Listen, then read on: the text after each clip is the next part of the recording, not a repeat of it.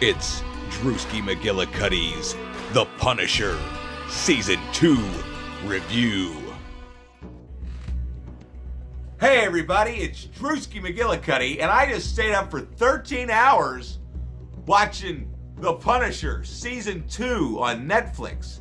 Now, if you haven't seen The Punisher Season 1, the fuck's the matter with you, okay? We're not going to talk about that. I didn't have a channel when that was out. I have a channel now, and this just came out, so we're going to talk about it. And yeah, let me just start off by saying Jon Bernthal was born to play this role. Just like Hugh Jackman was born to play Wolverine, just like Robert Downey Jr. was born to play Iron Man and Charlie Chaplin. Anyway, so yeah, if you haven't seen Season 1, too bad. We're going to spoil that for you. That's just a recap of Frank and how he lost his family and all the shit that he has done in his life. And then friends becoming enemies and all that stuff, with Billy becoming Jigsaw. And then we start off this season. The government has given Frank Castle a get out of jail free card and a clean slate. His name's Peter now, okay? And he's just a wanderer. He wanders around the country. He's on his way through Michigan, I believe, and he stops at this bar. And the first episode basically just Roadhouse. It's like an homage to Roadhouse. I don't know if they did it on purpose, but it certainly comes off that way because there are wonderful bar fights, and we're introduced to new characters, which it's weird that the one character is only in this episode, and just the character development they get in this episode. Beth, I think her name is the bartender that Frank meets at the bar, and he comes to her rescue, and then they get it on. But I do love, how it takes its time to get into things. Like, this isn't just all blood, guts, and action. It's characters and character interactions and conversations.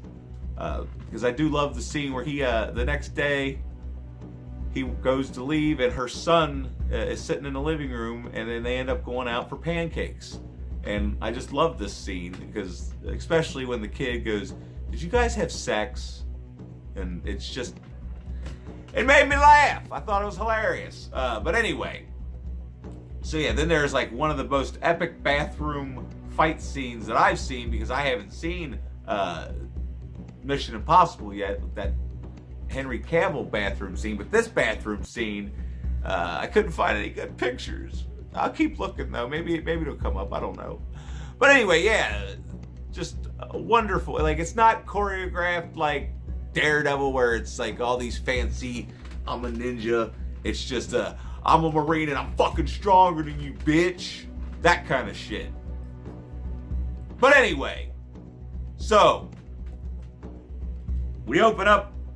He's driving the van with this girl in it, and you don't know who she is. And all of a sudden, these people are trying to stop him. You don't know who they are, and he murders them all. That's the opening scene before the opening credit music, which the opening credit music for this, all the music in this fucking show are absolutely amazing. They got Shooter Jennings to be the band at the bar in the first episode. But anyway, so yeah, the music's fucking great. The action's great. But anyway, so what am I talking about? So he's got this girl, right? And it's funny because their first introduction, he's standing at the bar, and she orders like a Sprite or something, and she's eyeballing him, and then he looks at her, and then she looks at him, and then they're looking at each other. And then she goes, "What are you looking at, Rough Road?" And that was funny because she called him Rough Road. And so this girl's involved with some shit that had happened. She's got some sensitive documents or sensitive materials that these people want. And she's supposed to be selling it to these Russians, but all the Russians are dead. And these people want this material. And this girl pissed me off. Her name's Amy, but she goes by Rachel, Susan, Jacqueline, Miranda, but her name's Amy. That's a fucking spoiler. I'm sorry. Who gives a fuck what her name is? But anyway, the point is, At first, you're gonna hate this bitch because she won't fucking tell you what's going on. All you want to know the whole time you're watching the show is what the fuck's going on while you're waiting for people to get their ass beat. And it aggravated me, but it kept me watching. Like, I mean, it's a 13-hour season, and I didn't take a break from it, maybe to go to the bathroom, but I literally sat there for 13 hours just glued to the fucking TV. And the fact that you hate this person, and then throughout the season, you grow to care about them. You grow to care about everybody. And the fucked up thing is, like, you have Billy, whatever his last, Billy Russo, that became Jigsaw. He's in the hospital this whole time, like, you know, at the beginning, talking to this doctor, and Agent Madini, is it Madini? Is that how you say it? I don't fucking know. That detective lady, she comes to see him because she thinks he's full of shit about he can't remember anything. Because he can't remember anything. He's got to piece all the puzzles back together. That's why they call him Jigsaw. Just watching him build as a character again.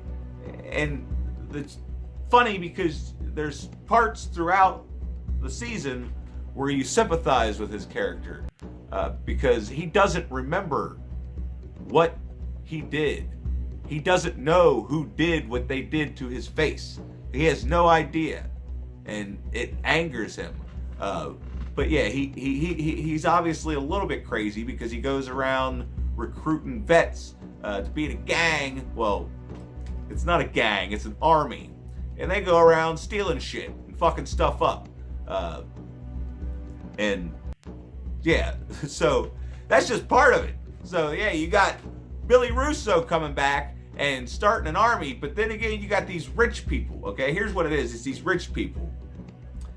And they got this guy, he played Arkin in The Collector. His name's John, and you can tell he used to be like some kind of skinhead or biker dude or something. And then he had a life-changing event. I guess he met his wife, and he became a man of God. Even though he goes around killing people. But yeah, there's a church, and their son is a senator, and he happens to be gay. Okay?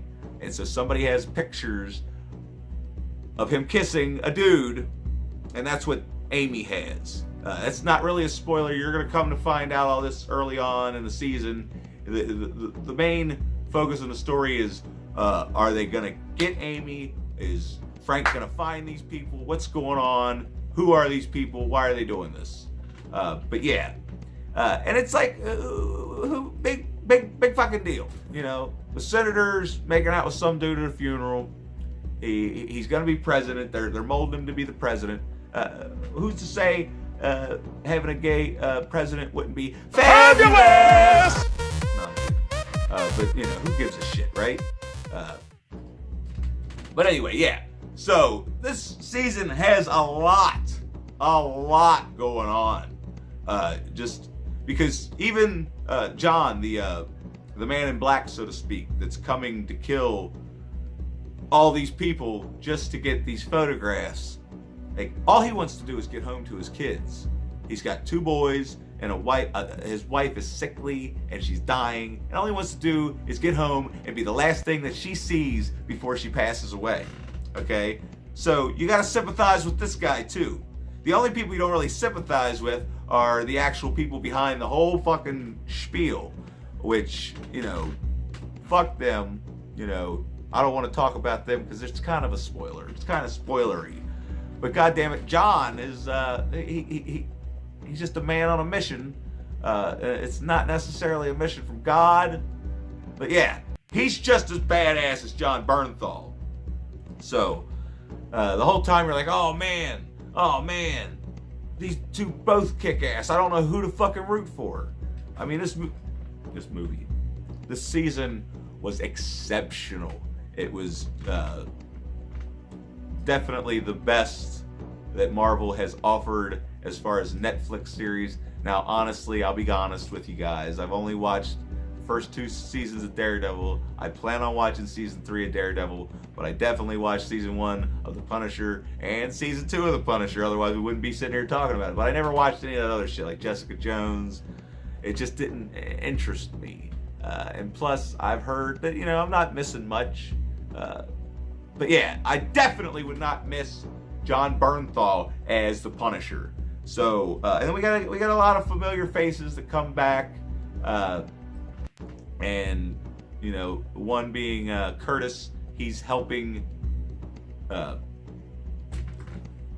Frank look for Billy because Madini has... Never mind. You know what? I'm not even going to fucking talk about it. All I'm going to do is sit here and tell you how badly you need to stop what the fuck you're doing and go watch The Punisher Season 2 on Netflix. Because it's better than anything else, really, on Netflix. With the exception to Haunting of Hill House. But that's even questionable in itself. This could possibly be the best thing I've seen on Netflix. I'd have to watch Haunting of Hill House again, but damn it, if this wasn't some fine entertainment, television entertainment. I guess you could call it television because I watched it on television. I don't know. Any goddamn way. What did you think of The Punisher Season 2? Are you still pumped up? Do you still have the adrenaline pumping through your fucking veins? I want to go punch somebody in the face! Ow! Anyway, make sure you like, share, and subscribe. I'm gonna put some ice on that.